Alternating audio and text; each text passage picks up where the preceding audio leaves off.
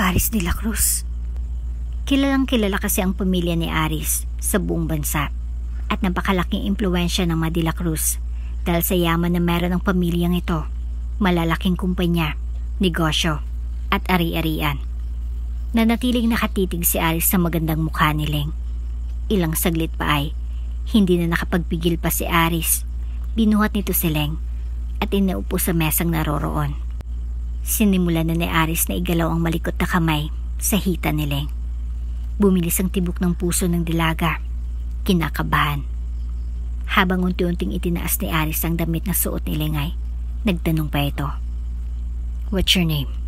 At ilang taon ka na? Pagamat lasing ay formal na nakipag-usap si Aris sa dalaga.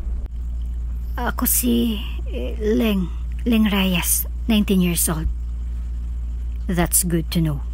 Pagkasambit ng masalitang yun ay, si Aris ay binitbit niyang muli si Leng patungo sa kama. Kung bago ka pa lang sa channel neto, ibang kwento ni Ate Jane, istorya mo, ikwento ko. Huwag kalimutang pindutin ang notification bell at subscribe mo. Ano to? Bakit nabawasan ng pera ko?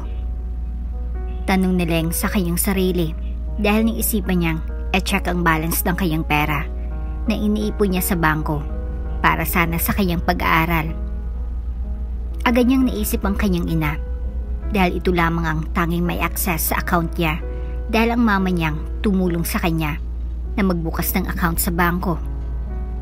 Pinuntahan ni Leng ang kanyang ina sa may salas at naabutan niya ito na nagpapahinga na tila sobrang hayahay sa buhay. Mama, bakit yun naman pinakialaman ng pera ko? Alam niyo naman na nag-ipon ako para sa college ko. Lahat ng perang yun pinaghirapan ko pong maipon. Tapos basta-basta na lang yung kunin? Umiyak na sambit ni Leng na tila nagtatantrums na bata sa harapan ng ina. Matalim na tinitigan siya ng inang si Susan. Ilang beses ko bang sasabihin sa'yo na hindi ka na mag-aaral ng kolehiyo? Tag-aksaya ka lang ng pera. Ang dapat mong gawin ay magtrabaho.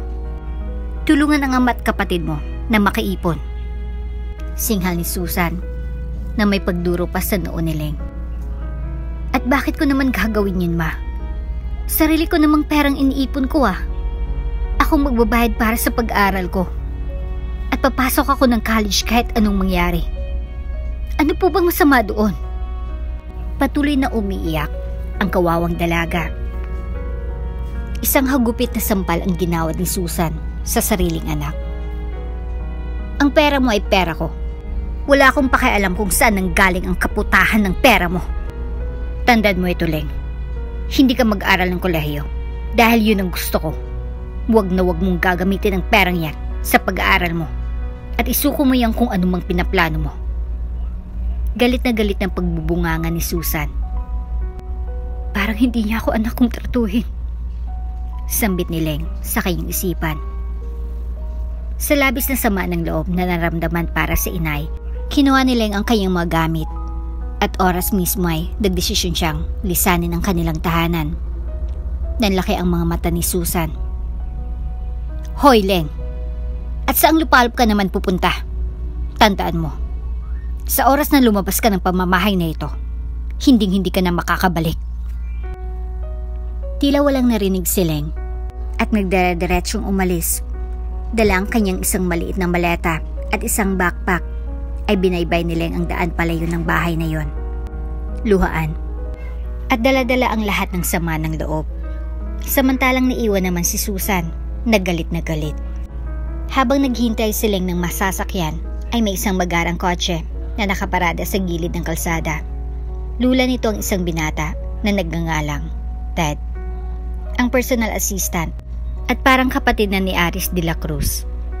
Si Aris de la Cruz na isa sa pinakamayamang bilyonaryo ng bansa. Napakaganda niya. Siyang napipili kong dalaga para kay Aris. Nakangiting bumaba ng sasakyan si Ted at pinuntahan si Leng. Ikaw, magandang dalagita. Bungad ni Ted. Nagulat naman si Leng at napaatras ng bahagya. Sino ka? Huwag kang mag-alala. Hindi ako masamang tao. Kanina pa kita pinagmamasdan at pansin kong naglayas ka. Baka sa mukha mo, kailangan mo ng tulong. Tama ba? Tiningnan ni Ted mula ulo hanggang paa si Leng.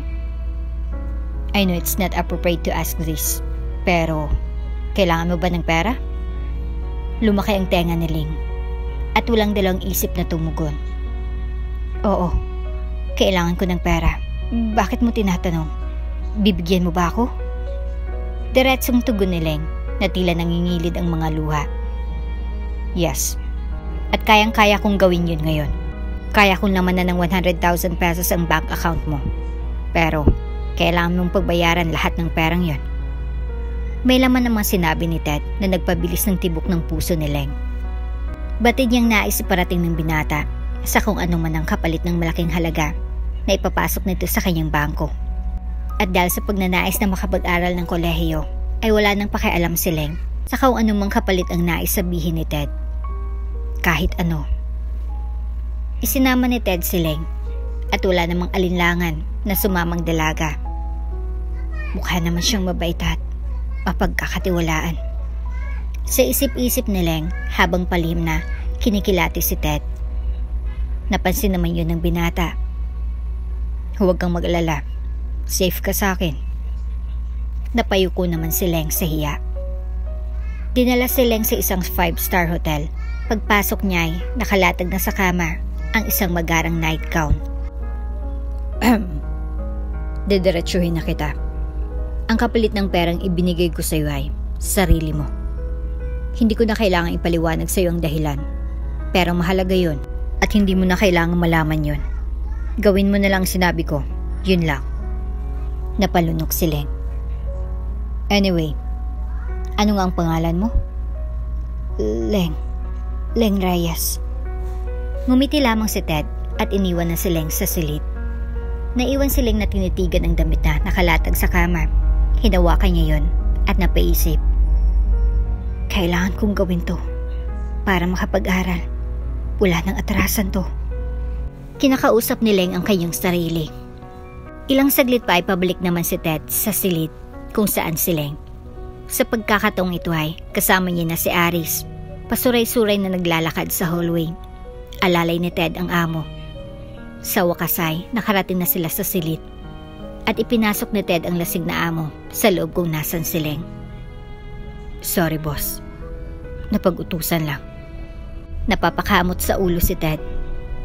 Samantala ay nakapagbihis na si Leng. Suot niyan ang damit na nasa kama kanina. Pinatay ni Leng ang mga ilaw at ang tanging ilaw na nagbibigay liwanag sa silid ay ang 2 dim light sa gilid ng malaking kama. Pagpasok ni Aris sa loob ay siyang paglabas ni Leng sa banyo na malapit lang naman sa pintong papalabas. Hindi sinasadyang nagbanggaan silang dalawa ni Aris at nagdikit ang kanilang mga mukha. Nagtama ang kanilang mga mata at nagpalitan ng hininga. Mapungay ang mga matang tinitigan ni Aris si Leng. Nanlaki naman ang mamata ni Leng nang ma-realize niya kung sinong lalaking nasa harapan niya ngayon. Aris de la Cruz. Kilalang kilala kasi ang pamilya ni Aris sa buong bansa at napakalaking impluwensya ng mga de la Cruz dahil sa yaman na meron ang pamilyang ito.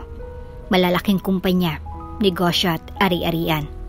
Nanatiling nakatitig si Aris sa magandang mukha ni Leng.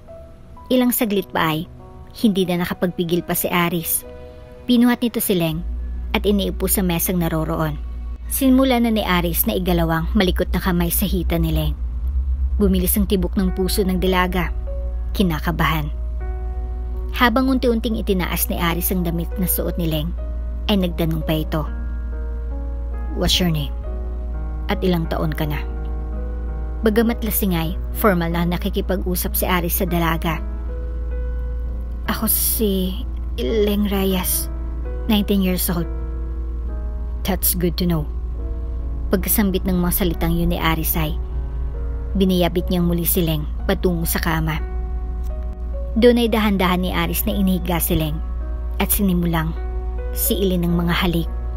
Nanlalaki ang mga mata ni Leng sa sobrang kaba na nararamdaman. Ito ang kauna-unahang pagkakataon na may humalik sa kanya. Sandali lang.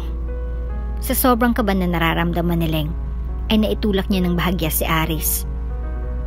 Why? Wala ba tayong gagamitin na protection? Hindi na kailangan. Tugon ni Aris at muling siniil ng halik si Leng. Mga halik na sabik sa 4 na sulok ng silid na iyon ay nangyari nang hindi inaasahan na gagawin ni Leng. Napasubo na siya. Makalipas ang halos 1 buwan ay napapansin ni Leng ang ilang pagbabago sa kanyang sarili. Bukod pa dito ay hindi pa siya dinadatnan ng buwan ng dalaw. Upang makasigurado ay lakas loob na nagtungo si Leng sa isang private hospital. Kinakabahan man ay hindi na alintana yun ni Leng dahil nais siyang malaman kung anong nangyayari sa kanya. At nang makuha na ang resulta ng mga eksamen kay Leng ay tila gumuha ang mundo ng dalaga. You're pregnant. Congratulations, Iha. Pero ang bata mo pa. Usisan ng doktor na tumingin kay Leng. Nagulantang si Leng at naalala ang nangyari sa kanila ni Aris. Hindi ito maaari. Hindi ito maaring mangyari. Sa isip-isip ni Leng. Dok, hindi ito pwedeng mangyari. Hindi ko maaaring ipagbuntis ang batang ito. Pwede niyo po ba ako matulungan? Naialis ang batang ito sa sinapupunan ko. Naiyak na sambit ni Leng. Sigurado ka na ba sa desisyon mong yan, Iha? Alam mong hindi maganda para sa isang babae ang pag-abortion. Pero nag-aral pa po ako. Kahit ituloy ko man ang pagbubuntis ay wala naman po akong pangtutustos. Napahagulol si Leng. Napabuntong hininga ang doktor. Sige, may kailangan kang pirmahan bago tayo mag-proceed. Kailangan mo rin munang puntahan ng counter para bayaran ang fees. It's 25,000 pesos. Kaya mo ba? Saglit na napaisip si Leng. Masyadong malaking halaga para sa kanya ang pangbabayad sa abortion na nais niya. At perang ibinayad sa kanya ni Ted noon ay halos ubos na at ipinanggasto sa kanyang pag-aaral. Pag-isipan ko pa po, Dok. Tumayo na si Leng at umalis na. Sa hindi inasang pagkakataon ay muling nag-cruise ang landas ni Ted at Leng. Naroon din palang binata at nakita niya si Leng na naglalakad sa hallway. Ikinagulat pa ni Ted ang paglabas ni Leng sa consultation room para sa mga nagdadalang tao. Buntis siya. Pabulong na sambit ni Ted. Agad-agad itong ipinaalam ng binata sa ina ni Aris na si Mariata de la Cruz. Really? Buntis ng dalagang nakipagsiping sa aking anak? Excited na pagkukumpirma ni Mariata kay Ted. Ito palang nag-utos kay Ted na ihanap ng tamang babae para sa anak na si Aris. Nais na kasi ni Mariata na magkaapo at makapag-asawa na ang nag-iisa niyang anak. Yes, Mrs. de la Cruz. Confirm po, nagdadalang tao na si Miss Leng. Nang mga oras na yun ay naroon din si Aris habang nag-uusap si Ted. At Mariata, tahimik lamang siya. Sa wakas, magkakaapo na ako. Sobrang saya ni Mariata. Napansin naman niyang anak na si Aris na tila malalim ang iniisip. Aris, what are you thinking? Anong plano mong gawin? Dugo natin ang batang yon. Tumitig ng mata sa mata si Aris sa kanyang ina. I will take care of her and the baby. Wala ka bang balak na pakasalan siya? Ibig mo bang sabihin, hayaan mo lang ang apo ko na walang ina? Huminga ng malalim si Aris. Nakuha naman ni Ted ang nais sabihin ng amo niya, kaya siya nang sumagot. Mrs. de la Cruz, hindi naman po natin kailangang magmadali. Dahil ang babaeng yun ay hindi naman ganun kakilala ni Boss Aris. Paliwanag ni Ted. Tumango ng marahin si Mariata. Nag-aalala lamang ako. Dahil alam mo naman anak, na hindi ganun kalaki ang ating pamilya. Hindi lahat sa mga kamag-anak natin ay nabibiyaan ng supling. Biro mo? Nagbuntis ako sa iyo at age of 40. Anak, simula nga sa oras na ito, ang gusto ko ay alagaan ninyo ni Ted ang babaeng yun at huwag na huwag pababayaan. Hindi mo dapat hayaan na masaktan o mapahamak ang kahit sino mang kadugo ng ating pamilya, lalo pang aking magiging apo. Tumango-tango si Aris. Samantala, ay buo pa rin ang pasya ni Leng na ipalaglag ang bata. Bumalik ng hospital si Leng upang may sakatuparan ng masamang balak para sa kanyang anak. Nakahanap siya ng mahiraman ng pera para ipangbayad sa pag-abortion. Baby, sorry kung gagawin ko sa'yo to. Pero dumating ka sa maling oras at panahon. Kung mayaman lang ako, hindi kita ipapaalis sa buhay ko. Siisip-isip ni Leng habang hinawakan ang kanyang tiyan. Nagingilid na ang kanyang mga luha. Miss Reyes, ito na po ang bank card ninyo at ang resibo ng pinagbayaran. Salamat. Kinuha na ni Leng ang iniabot ng cashier at dumiretso na sa doktor na mag-a-abort sa kanya. Nang bigla niyang nakasalubong isa pang doktor na kaibigan ni Ted. Siya yung babaeng pinababantayan sa akin ni Ted Sa isip-isip ng doktor. Lumapit ang doktor sa cashier at nagtanong, hindi ba Leng Reyes ang pangalan ng dalagang yun? Yes, Doc. Ano daw ang pakay niya? Alanganin pang sumagot ang cashier. Nandito po siya para magpa-abort, Doc. Nanlaki ang mga mata ng doktor. Ano? Abortion?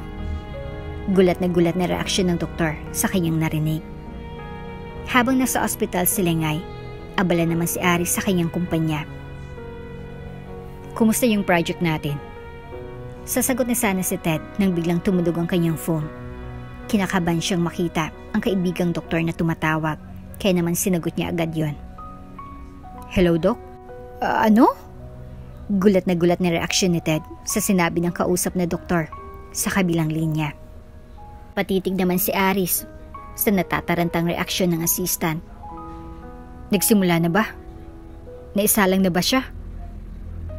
Hindi pa sa ngayon dahil may mga examen pa silang ginagawa sa kanya. At kapag clear ng lahat, diretso ng pag-abortion kay Miss Leng. Ted, pumunta ka na dito. Bilisan mo. Pupunta na ako. Pero gumawa ka ng paraan para hindi matuloy ang binabalak ni Leng sa bata. At binabana ni Ted ang tawag. Bumaling siya sa among si Aris. Boss, masama ito. Ang babaeng nagdadala ng iyong anak. Magpapa-abortion. Natatarantang sambit ni Ted. Nag-iba ang mukha ni Aris at nangamba. Kailangan natin pumunta ng hospital at pigilan siya. Agad naman silang nagtungo ng hospital samantalay matyagang naghihintay ng resulta ng exam si Leng. Hindi na siya makapaghintay sa gagawing abortion sa kanya. Halos ang oras na. Bakit parang ang tagal naman ng resulta ng examen sa akin? Sabi naman ng doktor, mabilis lang daw yun. Sa isip-isip ni Leng. Ilang saglit pa ay biglang dumating si Aris. Kasama nito si Ted. Muling nag-cross ang kanilang mga landas. Nagtama ang kanilang mga mata na kapwa kumikislap at nangungusap na masaya silang magkitang muli. Ang laki ng ipinayat niya kaysa nung nakarang buwan. Sa isip-isip ni Aris. Siyang ama ng anak ko. Pero bakit siya narito? Alam niya kaya ang sitwasyon ko? Marahil ay sinadyayang mabuang batang ito dahil may dahilan siya. Kung ganon, pagbabayarin niyang ginawa niya. Sa isip-isip din ni Leng. Naalala mo pa ba ako? Biglang tanong ni Aris. Tumayo si Leng mula sa kinaupuan at lumapit kay Aris. Oo, buntis ako. 1 buwan na. Pero huwag kang mag-alala. Inaayos ko ng lahat. Ipapalaglag ko siya. Pero may isa sana akong hiling sa'yo. Ikaw magbayad para sa operasyon. Hinawakan ni Leng ang kamay ni Aris. Natigilan naman si Aris sa mga binitawang salita ni Leng. Tiningnan niya ang kamay ng dalaga na nakahawak sa kamay niya. Bakit parang balisa siya? Parang ayaw pa ata pumayag na bayaran ng gagawing abortion sa akin. Kung ayaw mo, di bali na lang. Sa isip-isip ni Leng at unti-unti niyang binitawan ng kamay ni Aris.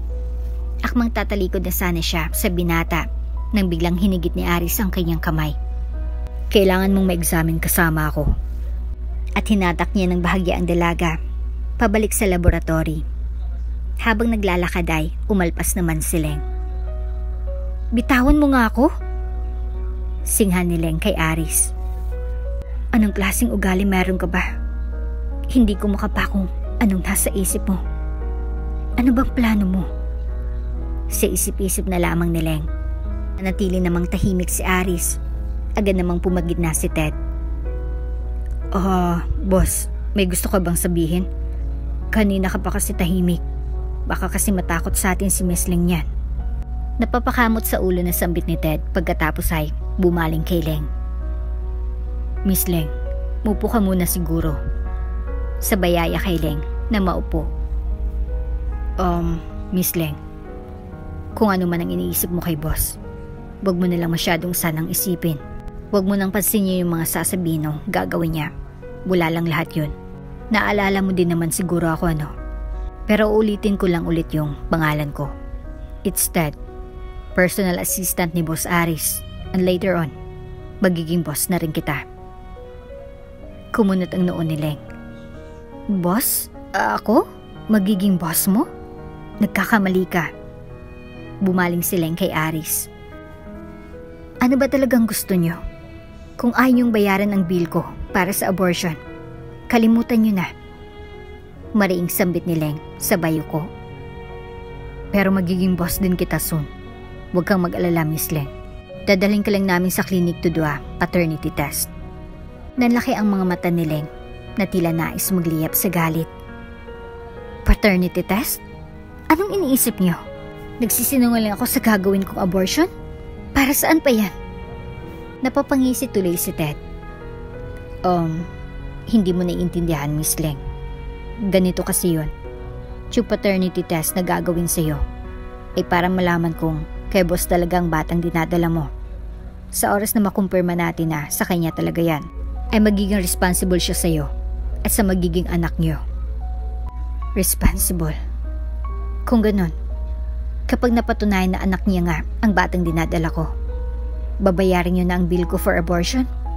Ngunit nanatiling mangmang si Leng at wala pa rin nakukuha sa mga paliwanag ni Ted. Napapakamot na si Ted sa ulo. Miss Leng, makinig kang mabuti. Sa oras na mapatunayan natin na kay Boss Aris talagang batang dinadala mo, pananagutan niya kayo. Napanganga si Leng nang maintindihan niya ang sinasabi ni Ted. Ha? Pananagutan? Napabaling si Leng kay Aris at nagtama muli ang kanilang mga mata. Totoo bang sinasabi niya? Totoo. Biglang umiwas ang mga mata ni Leng kay Aris. Ayoko. Hindi ko to pwedeng ituloy. Diretsong sambit ni Leng. At bakit? Nag-aaral pa ako at ang batang ito ay magiging hadlang lang sa pangarap kong makatapos. Hindi yan big deal. Akong bahala sa'yo. Hayaan mo mabuhay ang bata at mailuwal mo ng maayos. Lumaki siya ng normal at mabigyan ng pagkakataong makita ang mundo. Bakit pala desisyon ka sa buhay ko? Hindi mo man lang ba iniisip ang mararamdaman ko? Hindi mo muna tinanong kung okay lang ba sa akin ang mga plano mo. Ako ang buntis dito at hindi ikaw. Isa pa, kailangan ko pa talaga mag-aral. Hindi ako makakapayag na ang batang ito ay makakapekto sa pag-aaral ko. Ang sabi ko, ituloy mong batang yan. Yun ang nais ko. Napuno na si Aris kaya medyo tumaas ng kanyang boses. Naalarma naman si Ted dahil kilala niyang boss niya na mabilis lamang mapikon. Wait lang, Miss Leng. May matinding dahilan kasi si Boss Aris kaya gusto talaga niyang ituloy mo ang pagbubuntis mo. Lahi kasi nila ang mahirap magkaanak kaya tuwang-tuwa ang mami niya nang malaman na mabibigyan na siya ng apo ni Boss Aris. Dahil sa wakas ay madadagdagan na rin ang lahi ng kanilang pamilya. Kung hindi mo itatanong ay late nang ipinagbuntis si Boss Aris ng mami niya. Maging ang iba pa nilang mga ninuno ay ganun din. At ang masaklap pa sa iba ay hindi na talaga nabibiyaan ng anak. Kaya swerte si Boss Aris dahil sa edad ng 25 ay nagkaanak na siya at yun ay ang dinadala mo. Blessings yan, Miss Ling. Kaya sana pag-isipan mo. Isa pa, tulad ng sinabi ni Boss Aris, kami nang bahala sa pag-aaral mo at sa lahat ng pangangailangan mo. Mag-focus ka sa pag-aaral mo kahit dala-dala mong batang yan. Wala kang dapat pang alalahanin. Hindi mo na rin kailangan ng trabaho dahil hindi mo naman poproblemahin ang pera. Saglit na napaisip si Leng. Mag-focus na lang ako sa pag-aral ko. Hindi ko na kailangan isipin pang manggastusin. Ito na sigurang hinihintay kong pagkakataon. Nawalan ako ng pamilya sa kagustuhan kong makapag-aral. Iniwanan ko ang sarili kong ina, kapalit ang pangarap ko. Matanggap kaya ng batang ito sa sinapupunan ko kapag dumating ang araw na iwanan ko siya. Ako na sarili niyang ina. Tama si Aris. Karapatan din naman ng batang ito na makita ang kagandahan ng mundo. Sa isip-isip ni Leng, tiningnan ni Leng si Aris. Yung mga sinasabi ni Ted, yun din bang nais mong sabihin? As long as ikikip mo ang batang yan, sisiguraduhin kong magiging magandang buhay mo at hinding-hindi ka maghirap. Bumilis ang tibok ng puso ni Leng at lumaki ang dalawang tenga. Sa isang saglit lang ay nabuang kanyang pasya. Sige, pumapayag na ako sa gusto mo. Itutuloy ko ng pagbubuntis ko, pero may isa kong kondisyon. Binalot sila ng saglit, nakatahimikan. Kahit ano pa yan, tugon ni Aris habang nakatitig sa mga mata ni Leng. Gusto kong makitang bata sa hinaharap at walang makakapigil sa akin kahit na ikaw. Hindi mo ako mapipigilan na makita sila. Walang problema. Maya-maya pa ay dumating ng doktor na kaibigan ni Ted. Mr. De La Cruz, nais ko pong ipaalam sa inyo na itinuloy na rin namin ang pag-examine sa DNA ni Miss Reyes sa unang araw pa lang na nagpatingin siya dito. At ngayon ay dumating ng resulta. 99.99% positive na anak ni Mr. De La Cruz ang batang dinadala ni Miss Reyes. Congratulations, Mr. De La Cruz. Nakangiting balita ng doktor.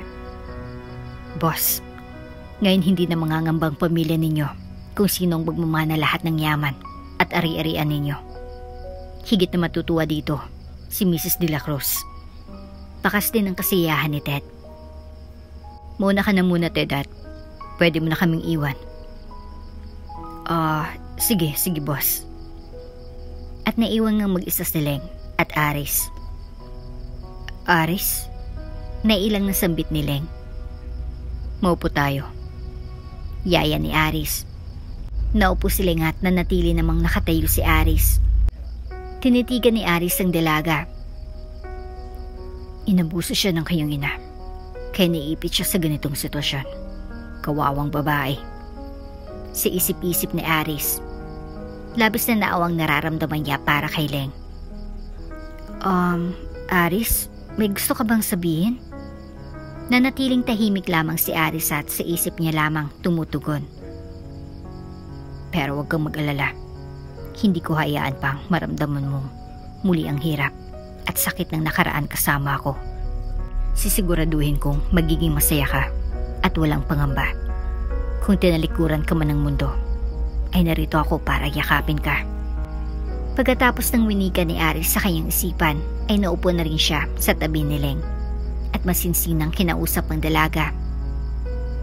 Simula sa araw na ito, sa mansyon ka natitira. Ako nang bahala sa iyo, sa pagkain mo, damit, silid na matutulugan, lahat-lahat. Namilog ang mga mata ni Leng. Titira? Sa mansyon niyo? Hindi makapaniwala ni reaksyon ng dalaga. Ano pa bang pinag-aalala mo? Nagtaka naman si Aris dahil akala niya ay ni Leng ang kanyang suhesyon. Iniisip ko lang ang pagpasok ko sa school. Kailangan ko pa bang sumakay ng bus sa araw-araw? Malayo ba yung mansyon niyo sa town? Nothing to worry about. Ako mismo maghatid sundo sa'yo sa school mo. Ha? Nagugulat pa rin si Leng sa kanyang naririnig na tugon ni Aris. Ibig sabihin, palagi ko nang makikita at baka kasamang lalaking ito? Sa isip-isip ni Leng. Mag-dorm na lang ako. Mas madali para sa ating dalawa. Wala kang ibang option, Leng.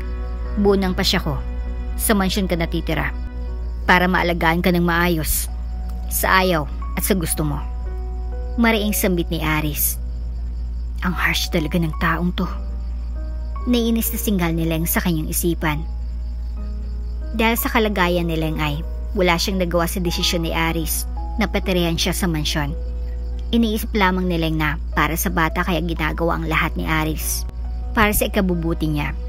Kaya naman, isinaisip na lamang ni Leng na para sa bata lamang kaya kailangan niyang makisama at gawin lahat ng gusto ni Aris.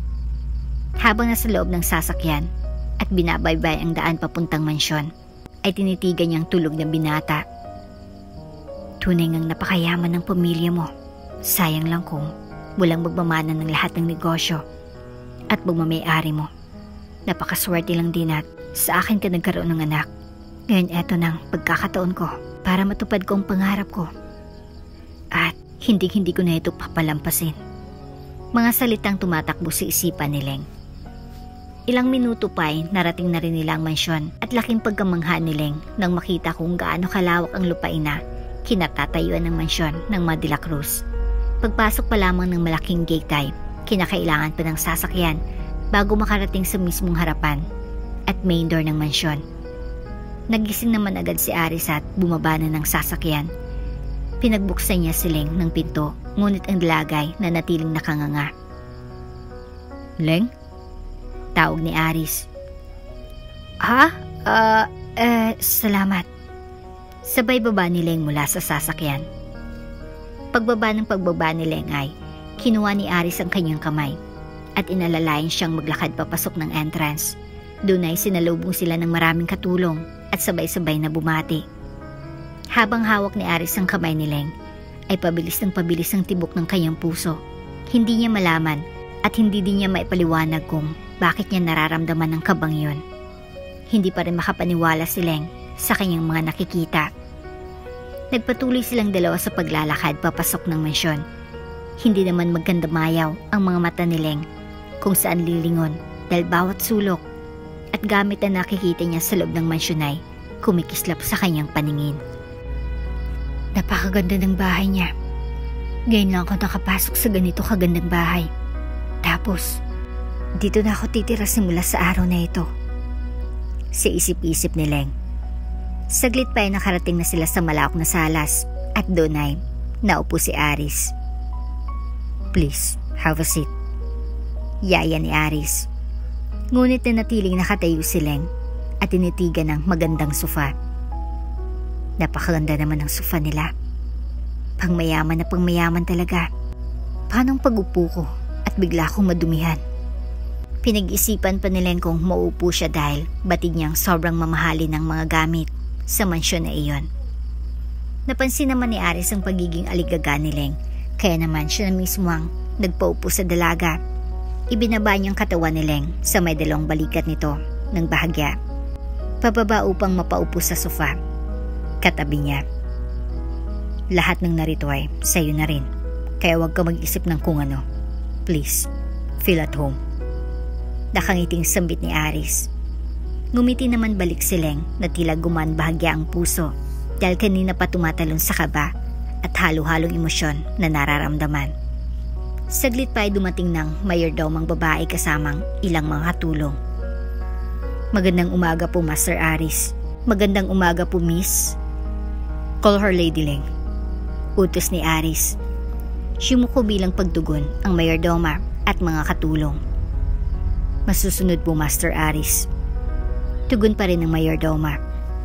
Umiling-iling si Leng dahil nagugulat pa rin siya sa mga kaganapan.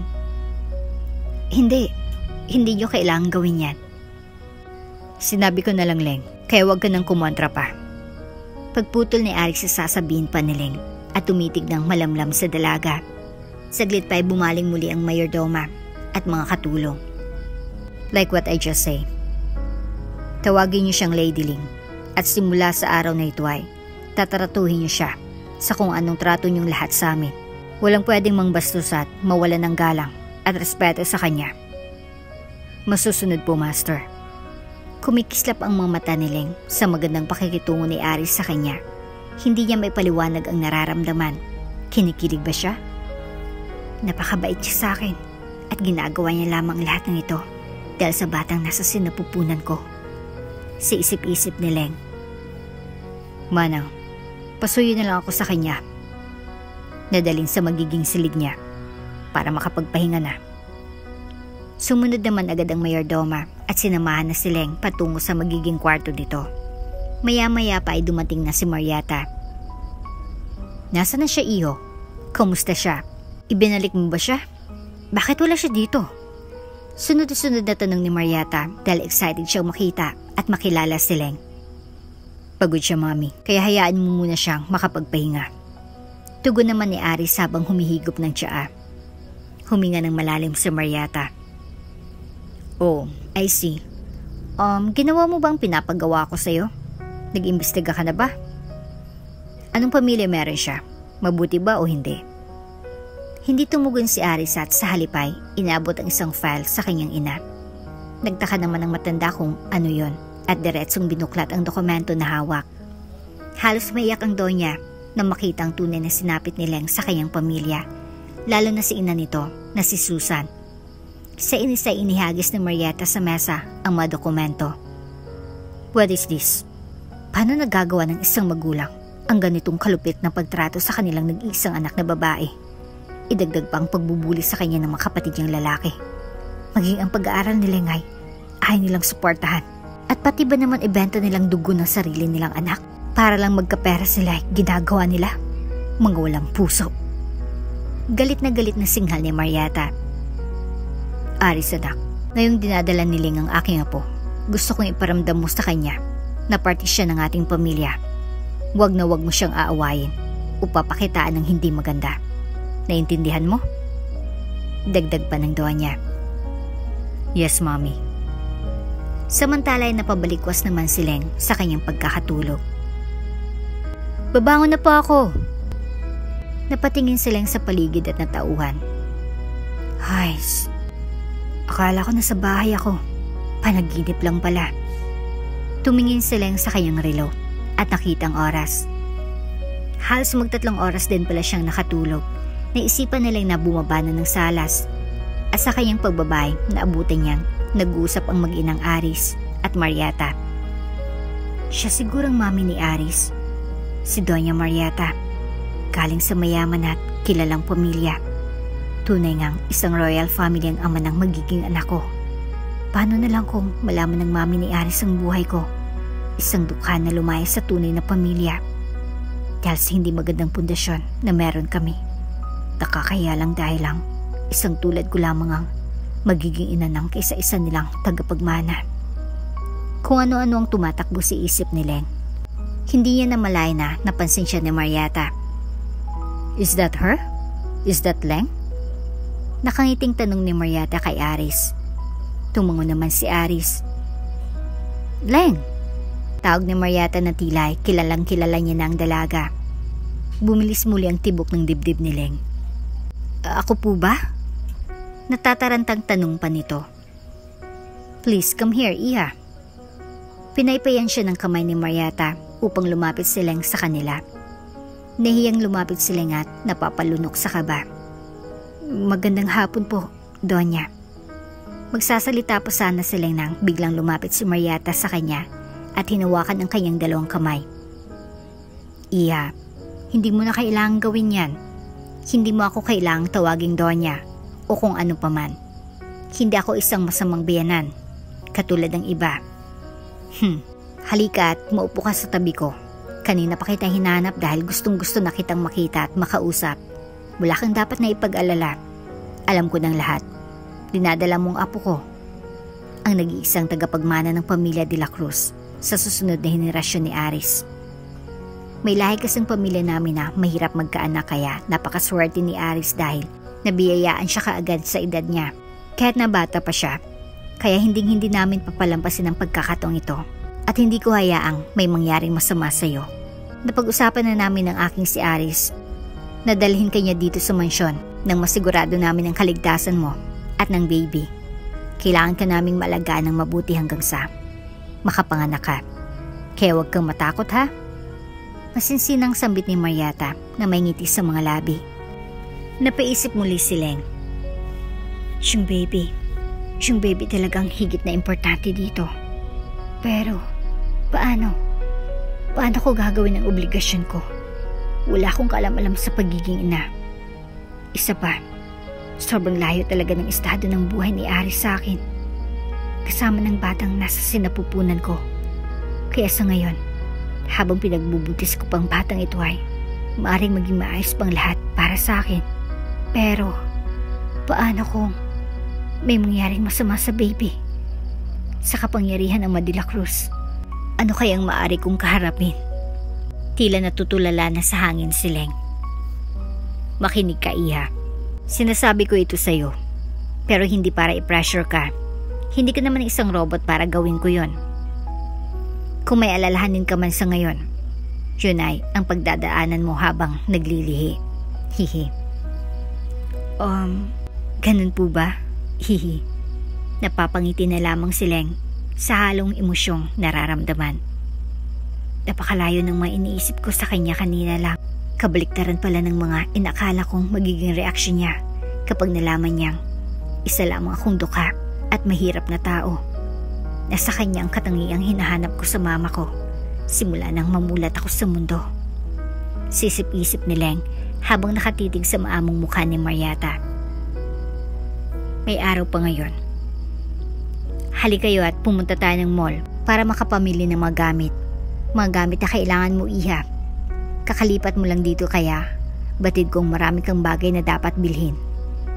Umiling-iling si Leng. Hindi na po, madam. Meron naman po akong lahat ng kailangan ko kaya... No. Alam ko may mga kailangan kang damit. Sapatos. Tutol ni Mariata.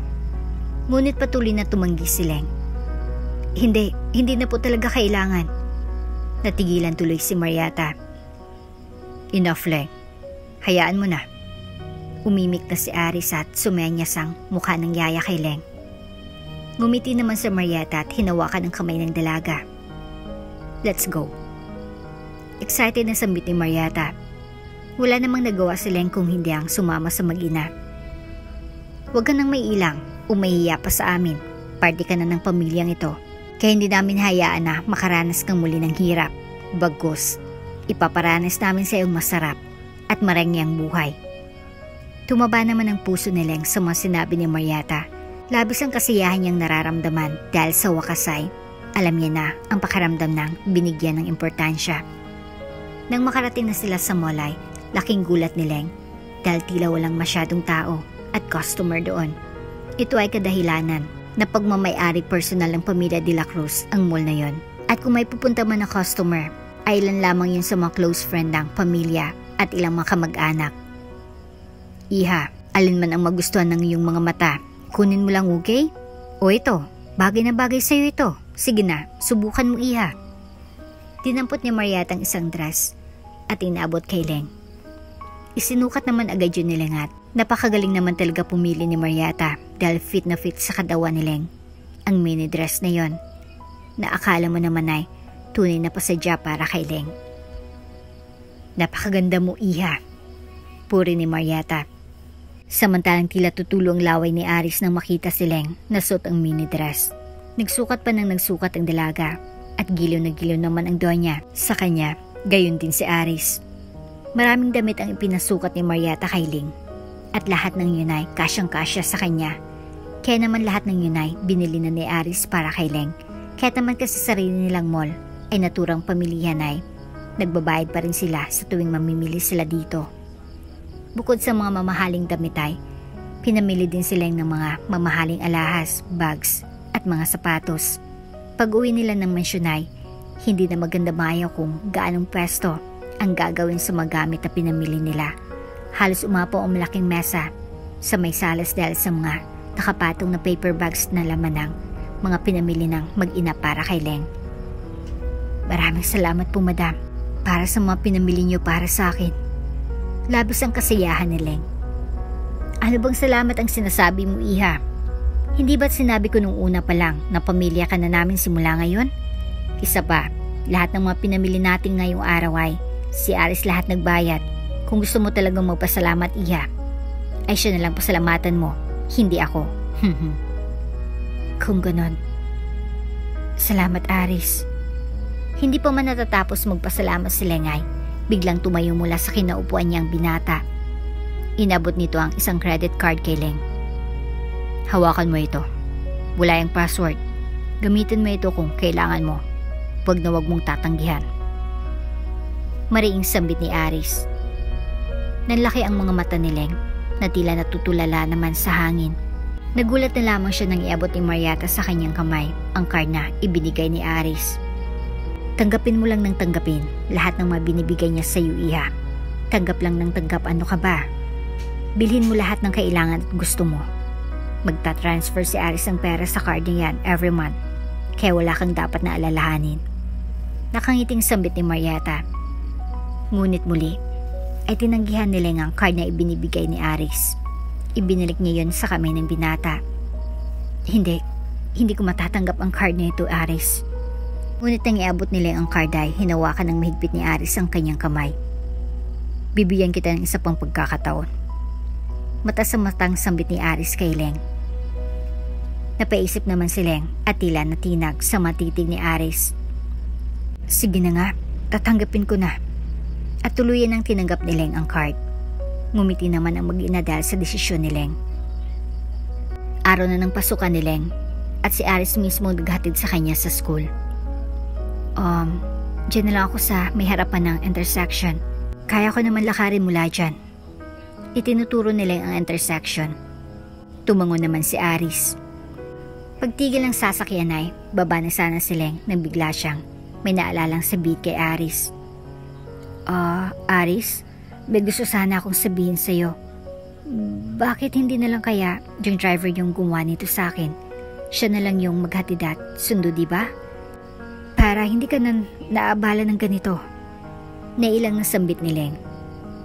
Tsaka di na ako makahinga ng maayos sa kaba. Simula kanina nang bumahi kami para ihatid niya ako. Sobrang tahimik. Nailang ako ng sobra. Dagdag nila ngunit si isip-isip niya lamang. Huminga ng malalim si Aris. Hindi ka nakakaabala. Siyon lamang ang tugon ni Aris at napakagat-labi lamang si Leng na bumaba ng sasakyan. Ilang segundo lamang ay bigla itong sumilip sa sasakyan at nagpaalam kay Aris. Bye-bye, Aris. Kitang-kitang kislap sa mga mata ni Leng habang kumakaway sa binata. Ngumiti naman si Aris pabalik. Masayang pumasok si Leng sa kanyang klase. Pagkaupo niya sa kanyang upuan ay dumating na rin ang kaibigan niyang si Ray. Hi, kamusta ka? Bati ng binata. Si Ray Vasquez, na isang heartthrob sa kanilang school at pinagkakaguluhan ng mga estudyante at mga kaklase ni Leng. Kaya naman inis ang mga kaklase ni Leng sa kanya dahil katabi pa niya si Ray sa upuan. Isa na dito si Sam Madrigal. Walang kaalam-alam si Leng na kanina pa sila tinitingnan ng masama nito.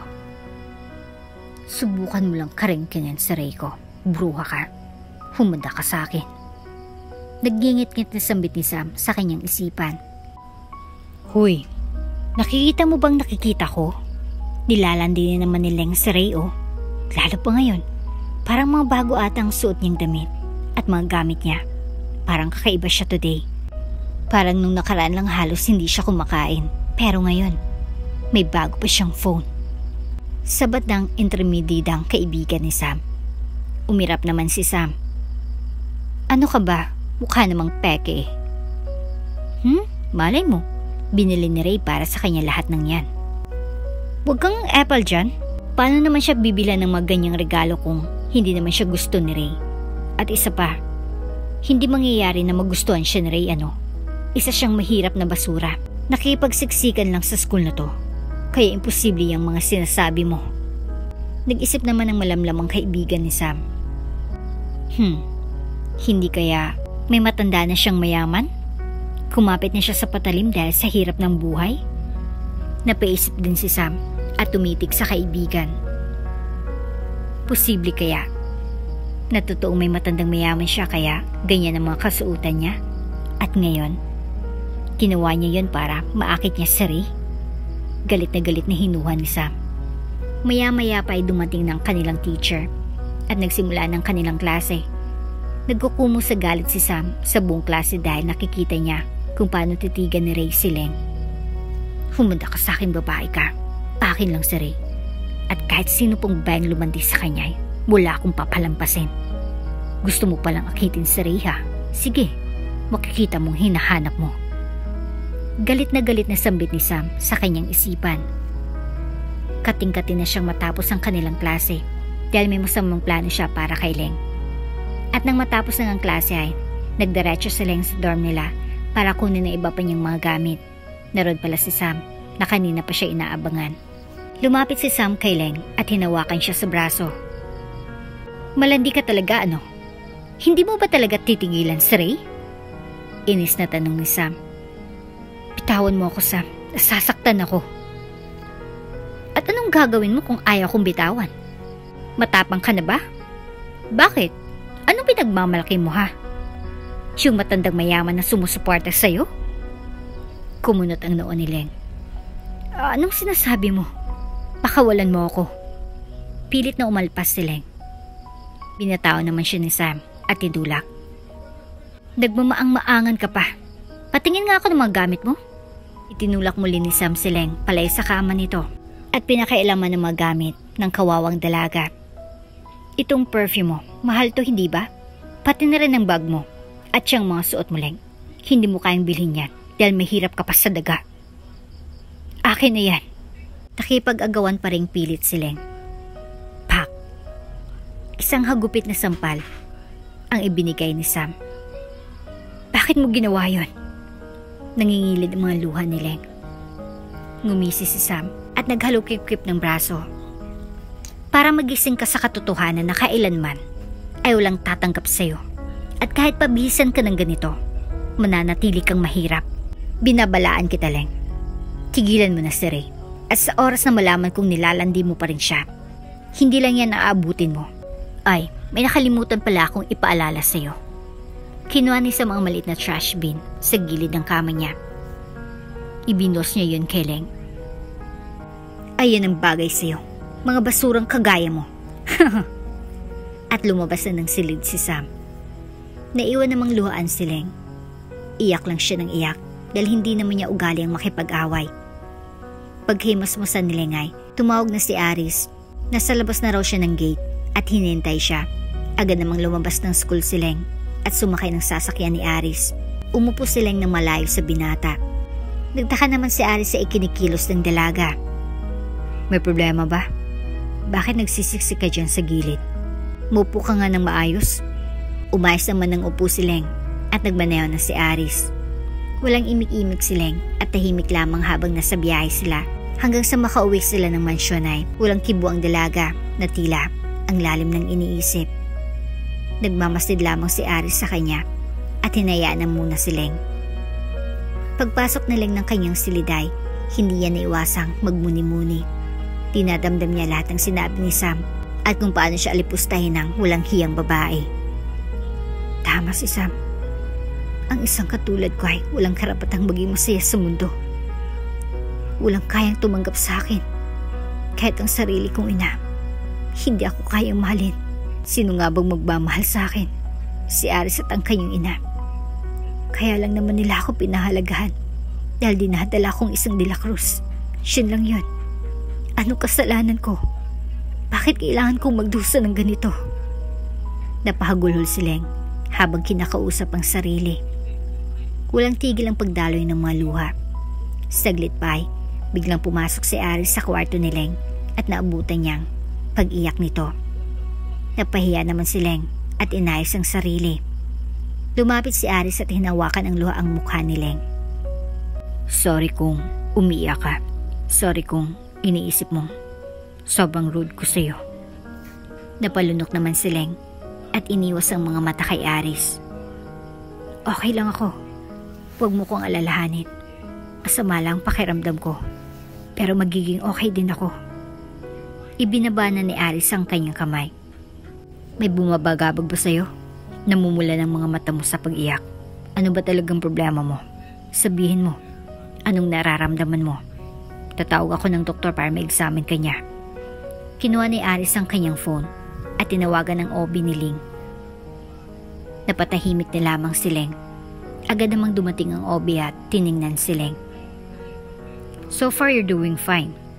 All your vital statistics were normal. Basta make sure mo lang iha na lahat ng mga masusustansyang pagkain ay nakakain mo ha. Yung mga pag-iyak mo, too much emotions. Normal lang yun at dala ng pagbubuntis mo, okay? Pero hindi natin dapat baliwalain yun. May tendency na mapunta yun sa depression, which is not good. Bumaling ang OB kay Aris. Mr. De La Cruz, kailangan niya ng gabay at kausap. Hindi basta-bastang depression, kaya asahan ko ang inyong cooperation para maagapan natin ito. Bakit kailangan niyang danasin ito? Ginagawa ko naman lahat para maging masaya siya. At ang pagbubuntis niya, hindi pa ba sapat yun? Biglang napaisip si Aris. Nagpaalam na rin ang OB ni Ling at naiwan na silang dalawa lamang ni Aris sa kwartong yun. Napopo si Aris sa harapan ni Ling. Ling, umamin ka sa akin. Ako bang dahilan ng stress mo? Sobra ba kitang pinapressure? Maging open ka sa akin, okay lang. Huminga ng malalim si Ling. Sa school ako na-stress. Matipid na tugon ni Ling. Naisa na niyang i-share kay Aris ang tungkol sa ginawa sa kanya ni Sam, ngunit mas pinili niyang itago na lamang. Mag-leave ka muna sa school at mag-focus sa pagbubuntis muli. Diretsong desisyon ni Aris. Nanlaki ang mga mata ni Ling. Hindi ko pwedeng gawin yan. Ang dami ko ng sinakripisyo para sa pag-aaral na to. Umiyak na naman siya. Pero paanong pagbubuntis muli? Hindi habang buhay malit ang tiyan mo. Lalaki at lalaki yan. Habang lumalaki si baby. Hanggang sa mag-siyam na buwan. Patuloy na umiyak si Ling at walang maisagot. Please, huwag ka nang umiyak. Sinubukan ni Aris na pawian ang luha ni Ling, ngunit hinawi nito ang kamay ng binata. Listen to me, Ling. Hindi ko sinasabi na huminto ka sa pag-aaral, okay? Ang sinasabi ko lang ay ang sitwasyon mo. Magkakaroon ng malaking impact sa bawat araw na dumadaan sa pagpasok mo sa school dahil maraming makakapansin ng mga pagbabago sa'yo. Ang paglilihi mo, paglaki ng tiyan. At di ba pang mga bagay na magbabago sa'yo? Mapapansin ng mga tao na kapaligid sa'yo yun. Lahat ba yun kaya mong harapin? Hindi nagsasalita si Ling at patuloy na humihikbi. Nang ilang saglit pa ay napapaduwak na siya. Mabilis na tumakbo si Ling sa lababo at doon sumuka.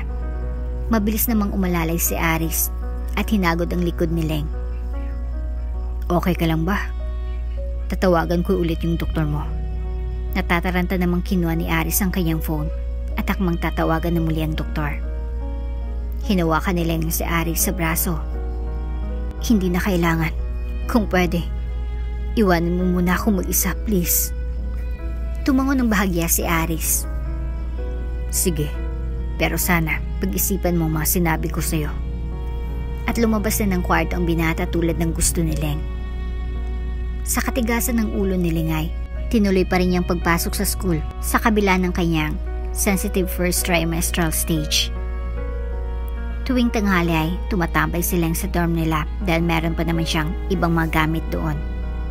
Nang minsang bumalik ng quarter si Ling ay nakasabay niyang tumambay doon ang grupo nila Sam at nasaksihan nila ang pagsusuka ni Ling. Nagtinginan ang grupo ni Sam. Anong nangyayari sa'yo? Parang kanina kapasukan ng suka simula pa lang sa klase natin ha. Buntis ka ba? Usisa ni Sam. Bumilis naman ang tibok ng puso ni Ling. Kinakabahan, ngunit nanatiling tahimik. Hoy, bingi ka ba? Anong pakiramdam na may matandang mayaman? Na ngayon ay makakabuo na lamang ng baby sa'yo. Nagdawa ng lahat ng naroon sa silid. Napiko na si Ling at hinarap ang mga ito. Kung ano man nangyayari sa buhay ko ay wala kayong pakialam dahil wala naman kayong alam. Yun lang ang binatawang salita ni Ling at lumabas na ng silid na yon. Naiwan namang nagtatawanan pa rin si Sam at mga kasama nito. Samantala ay nagtatakbo palabas si Ling at hindi alintana ang malakas na ulan. Sa sobrang bigat ng nararamdaman ay nanlalambot na naupo siya sa may gilid ng kalsada at patuloy na umiyak habang sigig buhos ng ulan. Ilang saglit pa ay naramdaman ni Ling ang tila nawala ng pagpatak ng ulan sa kanyang pwesto. At ang siya'y tumuhayay. Nakita niyang malaanghel na mukha ni Aris, dalang payong na nakasukob sa kanya.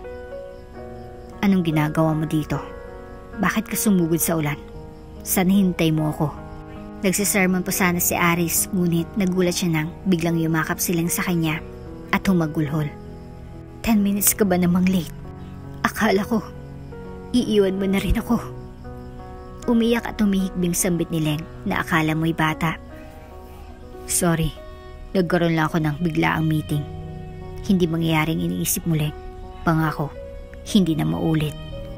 Tumangutango si Leng habang mahigpit pa rin nakayakap kay Aris. Walang kaalam-alam si Leng at si Aris ay nakita sila ni Sam na nagyayakapan. Sa kamalditahan nito ay kinuhanan niya ng palihim ang dalawa. Tingnan natin ang tapang mo. Malandi ka talagang babae ka. Bulong ni Sam sa kanyang sarili habang nakangisi. Samantala ay mabilis namang isinakay ni Aris si Leng sa sasakyan at binalot ng kanyang coat. Huwag mo tong alisin para hindi ka lamigin. Nag-ayos na ng seatbelt si Aris nang biglang nagsalita si Leng. Nagbago ng isip ko. Titigil na ako sa pag-aaral. Sambit ni Leng habang nakatitig kay Aris. Huminga ng malalim si Aris. Hindi mo kailangang pilitin ang sarili mo, Leng. Kung gusto mo mag-aral, sige lang. Kung saan ka masaya. Umiling-iling ang dalaga. Bunang desisyon ko. Nung una, akala ko okay lang na pagsabayin kong pag-aral at pagbubuntis ko. Pero tama ka. Mahirap talaga. Sobra akong nape-pressure sa mga nangyayari sa klase. Hindi ko na kinakaya ang temper ko. Ang mga naririnig ko sa kanila. Kaya mas mabuti pa. Tumigil na muna ako at saka na lang siguro ako bumawi kapag nakapanganak na ako. Ngumiti naman si Aris. Sige, kung yan ang iyong desisyon, makikinig ako. Nakangiting tugon ni Aris kay Leng. Salamat, Aris. Kinabukasan ay nagpahanda ng isang dinner date si Aris para sa kanilang dalawa ni Leng. Napakaraming pagkain ang pinahanda ni Aris at hindi na nito tinigilan ng kakasandok ng pagkain ng pinggan ni Leng. Napapanguso na lang si Leng sa ginagawa ng binata. Kailangan mong kumain ng marami. Busog na talaga ako, Aris. Hindi ko na kayang kumain ng madami. Reklamo ni Leng. At akmang Aris na sana sa mesa nang biglang hinatak ni Aris ang kanyang kamay. Wait a minute, Leng. At nagkalapit ang kapwa nila mukha. Sobrang lapit sa isa't isa. Halos nagpapalitan na ng hininga at nagtitigan na kumikislap ng mga mata. Napakalambot ang palad niya. Sa isip-isip ni Aris, tumingin naman si Leng sa kamay niya na hawak ng binata. Ano yun, Aris? Pagtataka ni Leng. Pupnasan ko lang sana ang kamay mo. Parang may dumi kasi. Palusot ni Aris, sabay punas sa kamay ni Leng gamit ang tissue. Aris, nailang naman si Leng na sinusubukan na bawiin ang kanyang kamay. Bilang asawa ko, kahit kailangan mong iwasan ang mga haplos ko tulad nito. Sisip-isip lamang ni Aris habang patuloy na pinupunasan ang kamay ni Leng. Bakit parang bawat araw ay may nagbabago sa kanya? Mas bumabait siya sa akin at mas nagiging sweet. Tulad ni Aris ay may tumatakbo din sa isip ni Leng. Okay na ako. Malinis na naman. Babalik na ako. At mabilis na nakaalis ang dalaga. Takot pa rin siya sa akin at hindi pa kampante. Nasambit ni Aris na narinig naman ng mayordoma na naroon lamang sa likuran niya. Master Aris, napansin ko lang po nitong mga nakarang araw ay nagbabago ng katawan ni Lady Ling. At normal lang yun sa isang nagdadalang tao. Kailangan maalagaan pa rin ang katawan niya, lalo ng mga parting sobrang maapektuhan kapag duman ang mga buwan ng kanyang pagbubuntis. Kumunot ang noo ni Aris. What do you mean, Manang? Siyempre lalaki ang tiyan ni Lady Ling. Kaya kailangan magapan ng mga kamot. Kaya kailangan may magamit siya na mapahid para maiwasan yon. Nagkaroon naman ng interes si Aris. Pamahid? Saan naman ako makakahanap nun? Nakakabili ba nun? May dinukot sa kanyang bulsa ang mayordoma at inaabot kay Aris. Ito, Master. Sa probinsya lang namin meron yan. Tung nakarang linggo po ay umuwi ang pamangkin ko kaya nagpadala ako niyan para ibigay sa inyo at magamit nyo kay Lady Ling. Hindi lang kasi basta pinapahid yan. May mga teknik pa po. Hindi lang sa tiyan yung pinapahid, pati na rin sa kilikili, hita at sa puwet. Tumangon ng marahan si Aris. Sige, ituro mo sa akin, Manang, at gagawin ko kay Leng. Sige po, Master. Samantala'y kakatapos lang ni Leng na maligo at kasalukuyang nagbe-blower ng buhok nang biglang pumasok si Aris. Oh, bakit ka naman nandito, Aris? Naiilang tuloy si Leng. I-apply ko sa'yo to. Nakangiting pinakita ni Aris ang ointment na galing kay Mayordoma. Para saan? Para hindi ka magkakamot. Diretsong tugon ni Aris. Ha? Kung para sa kamot yan, edi dapat sa tiyan ko ipapahid, tama? Yes. Ngumisi si Lengat dahil kailangan niya talaga yon. Kung ganun, akin na at ako nang magpapahid. Akmang kukunin na sana ni Leng ang ointment nang biglang inagaw ni Aris. No. Bakit? Marunong ka bang maglagay? Kumunot naman ang noon ni Leng. Ipapahid lang naman yan sa tiyan ha. Bakit? May iba pa bang klase ang pagpapahid? Oo naman. Tsaka hindi lang naman yan sa tiyan mo to ilalagay. Kaya sige na, humiga ka ng maayos at papahidan kita. Bakit hindi na lang kaya si Manang yung magpahid sa akin yan, di ba? Nahiya si Leng. Hindi na tumugon si Aris at naghalukik-pip na lamang ng braso. Napairap naman si Leng at napakagatlabi na lamang. Wala siyang nagawa kung hindi ang mahiga at ilabas ang kanyang tiyan. Pero bago magsimula si Aris ay may kinuha itong maliit na palanggana na may lamang tubig. May maliit din siyang towel na hawak. Binasayo ni Aris at pinahid sa tiyan ni Leng. Napatitig naman si Leng sa gwapong mukha ni Aris na tila nahulog na siya sa isang mahika. Bakit parang laki ng pagbabago niya? Hindi na siya ang Aris na nakilala ko noon. Ang Aris na tahimik at suplado noon ay isang malambing at maasikaso na ngayon. Boss siya pero pinaparamdam niya sa akin ngayon na ordinaryong tao lamang siya na pinagsisilbihan ang isang tulad ko. Sisip-isip ni Leng habang nakatitig kay Aris. Saglit pa ay nagsimula na si Aris na punasan ang tiyan ni Leng ng basang towel. Pagkatapos ay inaplayan na ng oil ang makinis niyang tiyan. Namumula si Leng sa hiya. Maya-maya pa ay nagsilita na muli si Aris. Sige, maghubad ka na. Nanlaki ang mamata ni Leng. Ano? Bakit ako maghubad? Napabangon tuloy ng bahagya si Leng sa gulat. Bukod sa tiyan mo, kailangan ko ding pahida ng masingit mo, kilikili at puwet. Seryosong tugon ni Aris. Napabalot ng kumot si Leng sa katawan. Ha? Puwet? Hindi. Malay ko ba kung gusto mo lang manghipo? Huminga ng malalim si Aris. Sa mga parte lang na binanggit ko, i-apply ang oiling. Wala nang iba pang parte. Umiling-iling si Leng. Kaya ko ng sarili ko kung ipipilit mo yung gusto mo. Hayaan mo nang magkakamot ako, no? Wala na akong pakialam. Nagbuntong hininga muli si Aris. O sige, basta gawin mo lang din yung ginawa ko kanina na magpunas ka muna ng malinis na tubig bago mo i-apply ang oil, okay? Tumango-tango si Leng at nagpaalam na si Aris. Niiwan tuloy na napapaisip si Leng. Iba na to, Leng. Hindi kaya gusto ako ni Aris? Sisip-isip ni Leng na tila nagpapantasya. Saglit pa ay umiling-iling si Leng at sinubukang alisin sa isip niya ang mga hinuhang yon para kay Aris. Hindi, imposibleng mangyari yon. Sino ba naman ako? Sambit pa rin ni Leng at kinakausap ang sarili. Bumaba na si Leng ng kama para magsimula na sana magpahid ng ointment nang biglang nag-text sa kanya si Ray. Mag-open ka ng Facebook ngayon na. Nanginginig na binuksan ni Leng ang kanyang Facebook at nanlalambot na binasa ang mga hindi magagandang comment sa litratong nakapost. Siyang nasa litrato at si Aris nakatalikod habang magkayakap silang dalawa. Nakasad sa post ng isang anonymous person ang tungkol sa pagdadalang tao ni Leng na di umano ang amay isang matandang mayaman. Hindi na napigilan ni Leng ang mapaiyak na paatras siya sa may lamiseta at hindi sinasadyang nasagi nilang ang vase na naroon. Narinig naman yun ni Aris at agad na nagtungo sa silid ni Leng. Anong nangyari? Pag-aalala ni Aris. Hindi nagsalita si Leng at patuloy na umiiyak.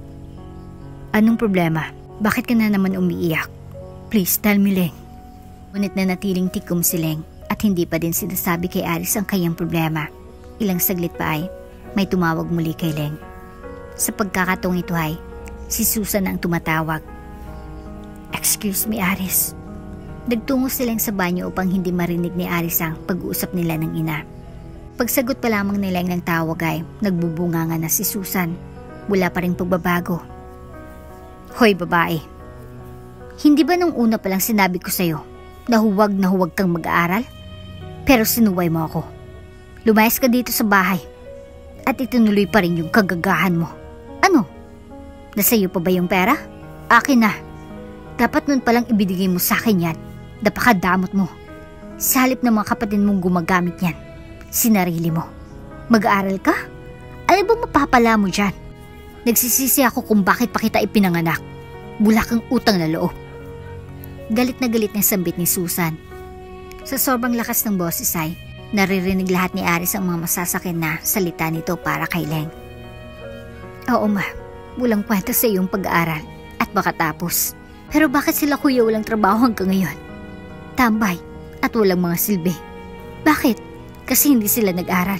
Ayaw ko matulad sa kanila. Aba, at ang lakas na talaga ng loob mo na mga tuwiran sa akin ng ganyan. Sutil kang bata ka. Pasalamat ka na lang at pinag-aral kita kahit sa high school. Napipiko na si Aris sa kanyang mga naririnig na sinasabi ni Susan sa kabilang linya. Ngalingali na si Aris na buksan ng pinto upang makialam na sana.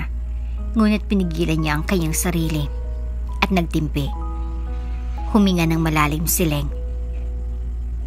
Ano po bang sadya niyo, Mama? Wala na pa akong pera para malaman niyo. Umiiyak na si Leng. Ano? Magbubunganga pa sana si Susan nang biglang binabanan ni Leng ang phone. Galit na galit si Susan at nag-isip ng paraan para makita si Leng at mahututan ng pera. Paglabas naman ni Leng ng banyo ay naroon si Aris sa loob at nakaabang. Nagulat tuloy si Leng. Akala ko wala ka na dito. Mother mo bang kausap mo? Hindi nagsasalita si Leng. Nangangamba siya na baka ma-turn off sa kanya si Aris kapag nalaman nito kung anong klaseng pamilya meron siya. Pero hindi naman alam ni Leng na alam na rin naman ni Aris ang family background niya kahit si Doña Marieta. Hinawakan ni Aris ang dalawang braso ni Leng. Huwag kang mag-alala, Leng. Tutulungan kita. Sabihin mo lang. Tumitig si Leng sa mga mata ni Aris. Totoo ba? Nagulat na lamang si Leng dahil hinaplos ni Aris ang kanyang dalawang pisngi at hinalikan siya sa noo ng binata. Tila nagula ang mga paru-paro sa kanyang sikmura. Lumutang si Leng na tila nasa langit. Maya-maya pa ay tumawag muli ang bruhang si Susan. Hindi naman matiis ni Leng na hindi sagutin. Kaya naman nagpunta siyang muli sa banyo. Ma, hoy babaeng walang utang na loob. Akala mo ba matatakbuhan mo ako? Ganun-ganun lang ba talaga sa'yo lahat? Magpadala ka ng pera. Naririnig mo ba ako? Kailangan ko ng pera mo. Napahagulhol si Leng. Ma, wala po talaga akong pera dito. Hindi ba kinuha niyo na yung pera ko para sa pag-aaral ko?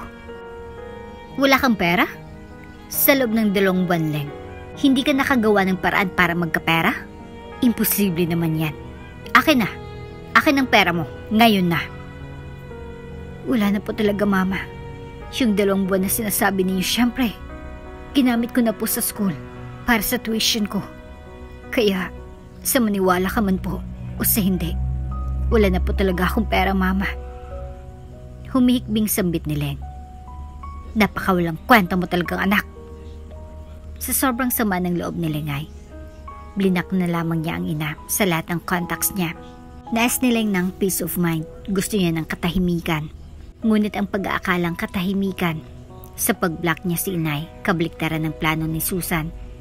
Nagpunta ito sa school ni Leng dahil akala niya doon pa rin nagdodorm ang anak.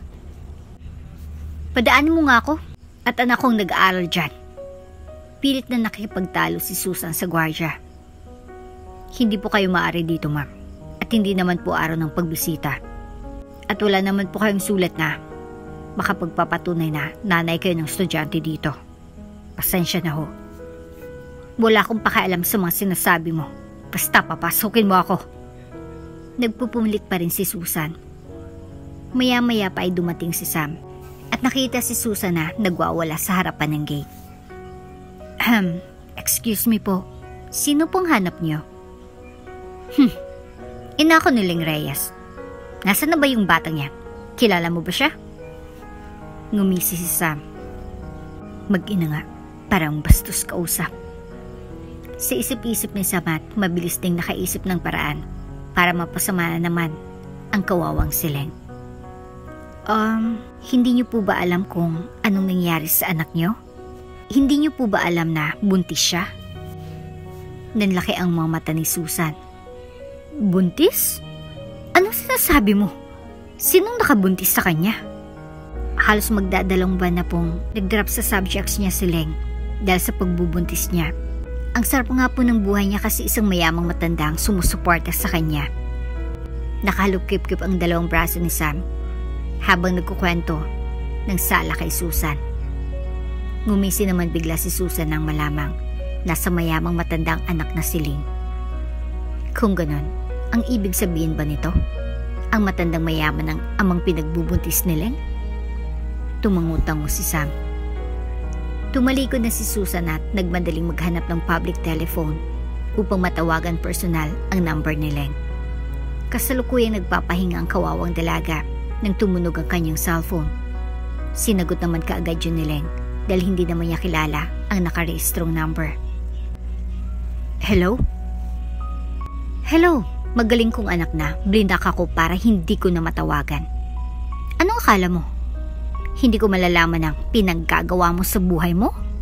Buntis ka pala. At ang amay isang matandang mayaman. Tapos sasabihin mo, wala kang pera? Nagulantang si Leng dahil nalaman na ng kanyang ina ang tungkol sa kanyang sitwasyon. Ano sabi niyo? Hoy Leng, huwag ka nang magmaang-maangan pa. Hindi mo na ako maloloko pa. Nanggaling ako sa school niyo at kausap kong isang kaklase mo doon. At sinabi niya sa akin lahat-lahat. Ngayon, kung ayaw mo ng iskandalo at malaman ng buong mundo ang pagbubuntis mo, padalan mo ako ng pera. Ora mismo.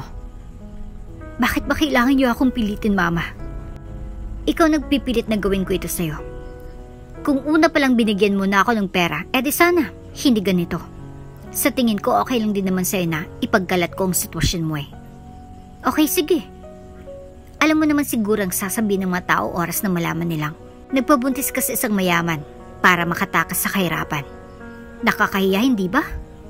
Maati mo ba yun, ha? Kaya mag-isip ka, Leng. Magpapadala ka o mapapahiya ka? Tama na ho. Huwag na kayo magsalita pa. Sige, para matahimik ka na.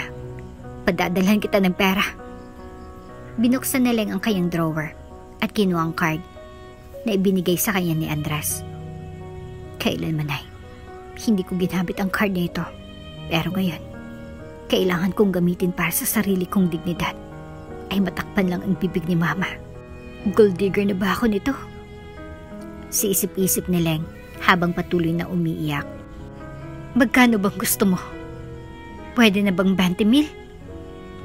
20,000? Iniinsulto mo ba ako? Sa yamang tinatamasa mo ngayon, hindi ka ba nakokonsensya? Napadalhan ako ng 20,000 lang? Napapailing na lamang si Leng at patuloy na umiiyak. Magkano bang kailangan mo? 1,000,000. Magpadala ka ng 1,000,000 ngayon na. Bakit naman 1,000,000? Sumusobra na kayo, Mama. Saan naman nakukuha ng ganong kalaking pera? Nanggigigil na si Leng sa galit. Ngunit wala siyang magawa kundi ang umiyak. Wala akong pakialam. Bibigyan kita ng 1 araw. Kapag hindi mo pa napadalang pera hanggang bukas, hintayin mo na lang na masirang reputasyon mo. at binagsakan na ng tawag ni Susan ang anak. Napahagulhol naman si Leng sa sobrang sama ng loob.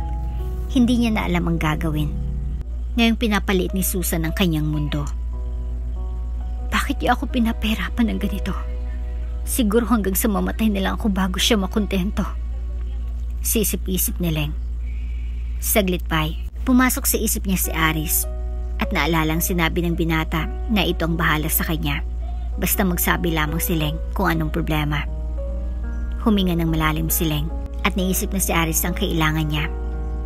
Wala na siyang ibang choice kung hindi ang humingi ng tulong kay Aris upang makapagpadala ng 1 milyon sa kanyang ina at maitigil ang bunganga nito. Samantalay, nasa biyahe naman pabalik ng mansyon si Aris kasama si Ted. Habang nakahinto ang sasakyan sa may stoplight ay pinuksan ni Ted ang kanyang phone. Doon ay nakita niyang kumakalat na litrato ni Leng kayakap si Aris. "You need to see this, boss." Inabot ni Ted ang phone. Nanggigigil sa galit ang nagkukumusta kamay ni Aris. Ngayon ay alam niya na kung bakit umiiyak si Leng. Maya-maya pa ay tumawag na si Leng. Agad namang sinagot ni Aris ang kanyang telepono. "Aris." Umiyak si Leng sa kabilang linya. Nataranta naman ng bahagya si Aris. "Umiyak ka na naman ba? Anong problema? Sinong nang away sa'yo?" "Kailangan ko ng tulong mo." "Hintayin mo ako. Pauwi na ako." Ilang minuto lamang ay dumating na nga si Aris at dumiretso sa silid ni Leng. Doon ay naabutin niya si Leng na lugmok sa sarili. Iyak pa rin ang iyak. Agad naman itong kinomfort ni Aris. Niyakap niya si Leng at pinaramdam niya sa dalaga na hindi ito nag-iisa. Yakap na mahigpit na halos hindi na makahinga si Leng. "Sandali, hindi na ako makahinga."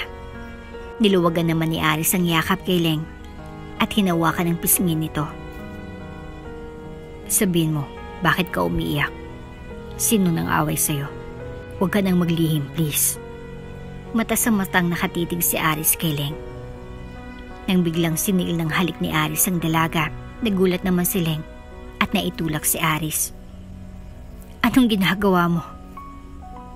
"Kung hindi mo sasabihin, halikan kita ulit." Kinabahan si Leng. "Sandali lang.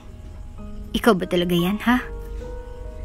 "Kung hindi ako, sino pa ba? Meron pa bang iba?" Seryoso si Aris ngunit sinasakyan lamang si Leng. Nataranta tuloy ang dalaga. "Siguro, nasasapian ka na." Nagpaalpa si Leng na tila natatakot kay Aris. Napangiti tuloy si Aris at pinakalma si Leng. "Ngayon, sabihin mo sa akin, sinong may kagagawan sa'yo nito? Bakit ka umiiyak?"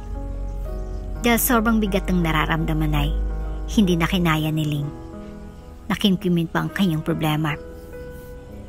"Si Mama, gusto niyang magpadala ako sa kanya ng 1 milyon dahil kung hindi, sisirain niya ang reputasyon ko at ipagkakalat sa mga tao na nabuntisan lang ako. Wala naman akong ganung kalaking pera." Napahagulhol na naman si Leng. Hinawakan naman ni Aris ang pisngi ng dalaga at inayos ang buhok nito. "Sino pa? Alam kong hindi lang ang mama mong dahilan kaya ka umiiyak." Hindi na rin naglihim si Leng at sinumbog na rin niya si Sam na siyang nagkalat ng litrato sa social media. Huminga ng malalim si Aris. "Simula ngayon, ayaw ko nang naglilihim ka sa akin, okay? Tandaan mo, kahit anong mangyari sa'yo, nandito lang ako." Saglit pa ay kumalma na si Leng, ngunit ang puso niya ay tila tumatalon sa kilig dahil sa mga naririnig na salita mula kay Aris. "Aris, napansin ko lang, parang hindi na ikaw yan. Ang laki na ng pinagbago mo." Naglakas loob na si Leng na magsalita. Tiningnan naman ni Aris ang kanyang sarili. Anong nagbago?" "Dati kasi, suplado ka at hindi masyadong nakipag-usap. Na parang wala kang pakialam sa akin. Pero ngayon, kabaliktaran na lahat ng pinapakita mo sa akin. Nakapagtataka lang kasi." Patuloy na hinahawi ni Aris ang mahabang buhok ni Leng. "Yun ay dahil sa'yo, kaya nagbago ako. Anong ako? Bakit ako? Dahil gusto ko nang tutuhanin ito. Gusto na kitang maging tunay na Mrs. De La Cruz. Napayuko si Leng. Bakit? May problema ba? Muling tumitig si Leng kay Aris. Gusto mo yung gawin kasi dinadala kong anak mo. Hindi mo naman kailangan gawin yan, Aris. May babaeng nararapat para sa'yo. Siyang taong nababagay sa'yo. Hinawakan ni Aris ang dalawang braso ni Leng. Wala nang iba pa. Sa puso ko, alam kong ikaw lang, Leng. At ang posisyon bilang Mrs. De La Cruz ay walang iba. Kung hindi para sa'yo lang. At ikaw lang nararapat doon. Pero, hindi ako nararapat para sa'yo. Maging ano ka man, ako ang magdedesisyon para sa sarili ko. Maniwala ka lang sa mga sinasabi ko. Huwag kang mag-alala. Hindi ko hayaang umiyak kang muli dahil sa mga taong nagpapasakit sa'yo. Hindi kita pababayaan. Palagi kang nasa tabi ko. Isinandal ni Aris ang ulo ni Leng sa tapat ng kanyang dibdib. At sa wakas ay nakaramdam si Leng ng kapanatagan sa kanyang puso. Gaya ng sinabi ni Aris ay hindi nga niya hinayaang pang ipagpatuloy pa ni Sam ang ginagawang paninira kay Leng. Binigyan niya ito ng leksyon. Tinadakip ni Aris si Sam at dinala sa isang madilim at abandonadong lugar. May tao ba siyan? Anong kailangan mo sa akin? Umiiyak na sigaw ni Sam na tanging siya lamang ang nakakarinig. Saglit pa ay dumating ng isang nakaitim na lalaki bit-bit si Susan na nakagapos na din. Gaya ni Samay, nagwawala din ito. Mga walang hiya kayo. Mananagot kayo sa batas. Galit na sambit ni Susan. Samantalay, nasa biyahe na sina Aris at Leng. Saan ba tayo pupunta? Hindi na matiis ni Leng na hindi magtanong. Sa mga taong nanakit sa'yo at nagpapahirap ng kalooban mo. Natigilan naman si Leng. Hindi man niya alam kung paano harapin ang dalaway. Handa na siya para ipagtanggol naman niya ang kanyang sarili. Pagdating nila sa abandonadong lugar ay rinig na rinig ni Leng ang pagmamakaawa ni Sam at Susan dahil pinapahirapan pala ang dalawa ng matauhan ni Aris. Nang makita ni Susan si Leng ay mas lalo itong nagalit at sininghalan ng dalaga. Ikaw, walang hiya ka talaga. Wala kang puso. Pakawalan mo ako dito. Huwag mo akong subukan.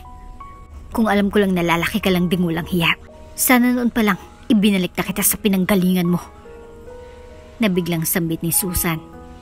Natigilan si Susan sa kanyang sinabi at maging si Leng ay nagulat sa nadulas.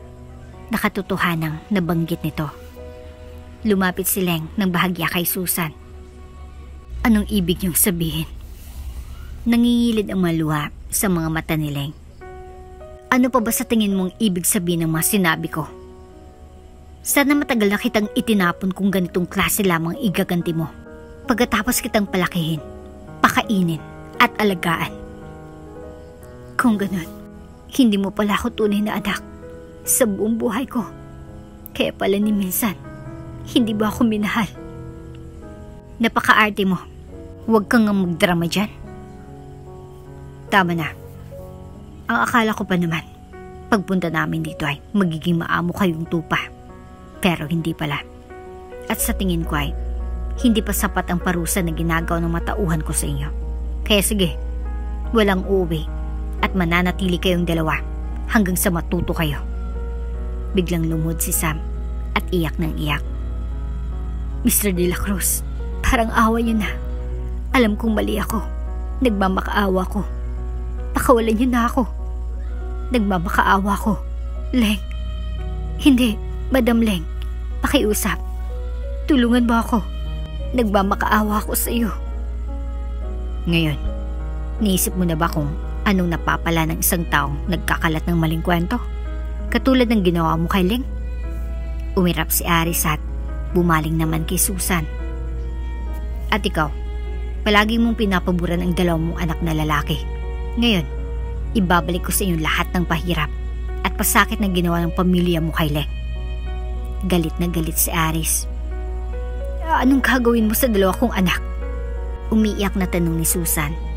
Ngunit tila wala nang rinig si Aris. At Leng, dire-diretso na silang lumabas ng lugar na yon. Bumalik na silang dalawa sa mansyon. Aris, may gusto sana akong hingin na pabor sa'yo. Magsabi ka lang, makikinig ako. Gusto ko lang sanang makumpirma kung sila ba talagang tunay kong magulang. Pwede mo ba akong tulungang mag-imbestiga? Oo naman. Ngumisi si Leng at hinawakan ng kamay ni Aris. Salamat, Aris. Napakabuti mo talagang tao. Pero may isa akong kondisyon. Ano yun? Matulog ka sa master's bedroom kasama ako. Diretsong tugon ni Aris na may pilyong ngiti. Napatras tuloy si Leng. Baka naman pwede mong palitan ang kondisyon mo. Biglang namulang pisngi ni Leng sa hiya. Ano bang nasa isip mo? Matutulog lang naman tayo. Huwag kang mag-alala. Tila napahiya naman si Leng sa kanyang sarili. Sige. At napapayag din siya ni Aris. Pagkatugon ni Leng ay agad siyang binuhat ang binata. Ay, anong ginagawa mo? Dadalhin na kita sa kwarto ko. Hinayaan na lamang ni Leng na kargahin siya ni Aris dahil feel niya ang mabisig nito na may ingat siyang hawak. At gaya ng sinabi ni Aris ay natulog lamang silang dalawa ng gabing yon. Kinabukasan ay nagising na lamang si Leng na wala na siyang katabi sa higaan. Bumangon na si Leng at lumingaling nga sa buong silid ni Aris. Saglit pa ay nagprepare na siya para bumaba ng salas. At pagbaba niya ay naroon si Doña Marieta. Hello po. Bati ni Leng. Hi, gising ka na pala. Halika, iha. Lumapit naman si Leng at paglapit niya ay hinawakan ng Doña ang kanyang kamay. Iha, umalis lamang saglit si Aris dahil may asikasuin lamang daw siyang importante. Ngumiti naman si Leng. Hindi ko naman po siya hinahanap. Hihi. Napapakamot sa ulong tugon niya. Huwag kang mag-alala at babalik din siya agad. Naboboring ka na ba, iha? Kaya ako narito dahil may dala akong mga bagay na pwede nating gamitin para malibang ka naman. Alam kong magugustuhan mo ito. At binigyan ng libangan ni Doña Marieta si Leng hanggang sa nakabalik na si Aris ng mansyon. May dalawang balita si Aris, isang maganda at isang masamang balita. Magandang balita para kay Leng na malamang hindi niya tunay na mga magulang si Susan at ang asawa nito. Ngunit ang masamang balita ay ang malamang wala na rin tunay na mga magulang ni Leng na nasawi sa isang car accident. Labis na nasaktan si Leng, ngunit dahil sa tulong ni Aris ay nakamove on din ng dalaga. Makalipas ang ilan pang mga buwan ay naipanganak na ni Leng ang isang malusog na batang babae. Pagkatapos ng halos isang taon na recovery ay bumalik na sa kanyang pag-aaral si Leng at nagpatuloy sa kanyang buhay kasama si Aris at ng baby nila. Ang buhay ni Leng ay nagpapatunay lamang na ang buhay ng tao ay parang gulong. Kung noon ay nasa ilalim siya, ngayon naman ay nasa ibabaw na. Hindi man naging magandang makaranasan ni Leng, ay pinagtibay naman siya ng mga pagsubok na dumating sa kanyang buhay. Isang pagsubok na naging daan upang makilala niya si Aris at matagpuan ang tunay na kaligayahan. At dito na nga po nagtatapos ang ating kwento. Hanggang sa muli. Bago ka pa lang sa channel neto, ibang kwento ni Ate Jane, istorya mo, ikwento ko. Huwag kalimutang pindutin ang notification bell at subscribe button.